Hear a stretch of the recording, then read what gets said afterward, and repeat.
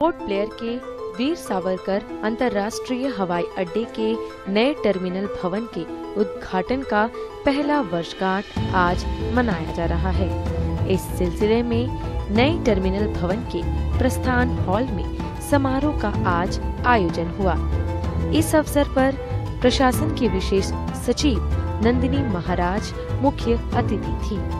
इनके अलावा प्रशासन में नागरिक विमानन के सचिव विश्वेंद्र, हवाई अड्डा निदेशक देवेंद्र यादव, गणमान्य मेहमान और पर्यटन, कमान, मीडिया और प्रशासन के प्रतिनिधि उपस्थित थे। कार्यक्रम में विमानन सचिव विश्वेंद्र ने इन द्वीपों में भारतीय विमानपत्तन प्राधिकरण की उपलब्धियों का लेखा जोखा प्रस्तुत किया। I would like to tell you that this is one of the best airports in the country, maybe Asia, because of the technology, all the walls of these glass paneling you see. It's not on a fixed frame, it's suspended on a wire, which makes it airport earthquake resistant.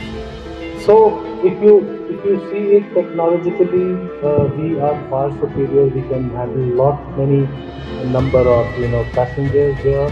समारोह की मुख्य अतिथि विशेष सचिव नंदिनी महाराज ने नए यात्री terminal के उद्घाटन का 1 वर्ष पूरा होने पर सभी को बधाई दी। This airport is the gateway to Andaman for the rest of the world. This is the first place every tourist lands on, every government official lands on, every investor lands on, every person who is going to have any sort of association with Andaman lands up here in the first instance. So it is wonderful that we have such an amazing space to welcome everybody who comes here. And it is my hope that the rest of Andaman and the rest of Andaman's infrastructure will live up to the standard that this airport has created. And it is very important that we hold regular functions like this to remember and to honor the effort that has gone into this. This airport is a manifestation of our vision and of our effort, and I would like to congratulate everyone here. Inspired from the nature, the architectural design of the airport terminal building resembles with shell-shaped structures depicting sea and island.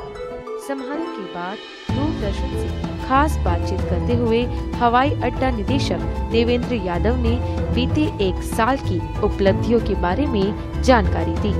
पिछले 1 साल से हम एक mission mode में airport के ऊपर passenger centric जो facilities हैं उनको डेवलपमेंट करने में लगे हुए हैं। 1 साल के अंदर हमारी जो मुख्य उपलब्धियां हैं वो सबसे पहले तो DVR का हमने ऑपरेशनलाइजेशन किया है।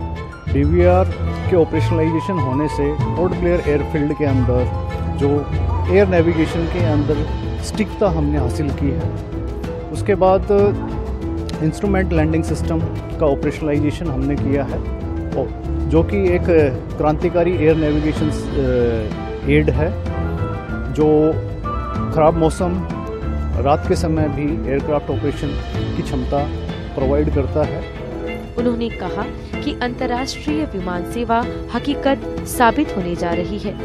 हम इंटरनेशनल ऑपरेशंस के लिए भी काम कर रहे हैं और उम्मीद है कि नवंबर से कुआलालंपुर टू पोर्ट ब्लेयर हमारे इंटरनेशनल ऑपरेशंस स्टार्ट हो जाएंगे। हमने इस एयरपोर्ट को as a commercial hotspot develop करने के लिए भी 12 फूड एंड बेवरेजेस के आउटलेट्स, 6 कॉमर्शियल आउटलेट्स चालू कर दिए हैं और ये पिछले 1 साल की हमारी मुख्य उपलब्धियाँ हैं। उड़ान योजना के तहत पोर्ट ब्लेयर से निकोबार तथा अन्य द्वीपों के लिए 19 सीट वाले विमानों का संचालन शुरू होगा।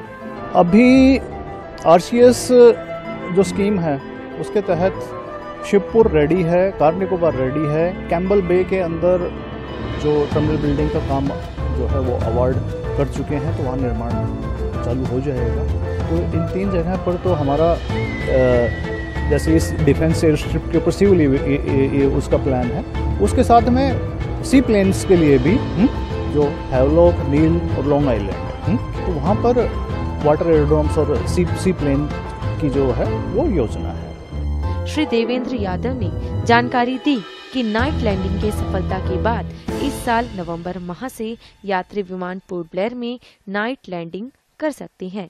नाइट लैंडिंग के लिए हमारा जो इंफ्रास्ट्रक्चर है वो पूरी तरह से तैयार है।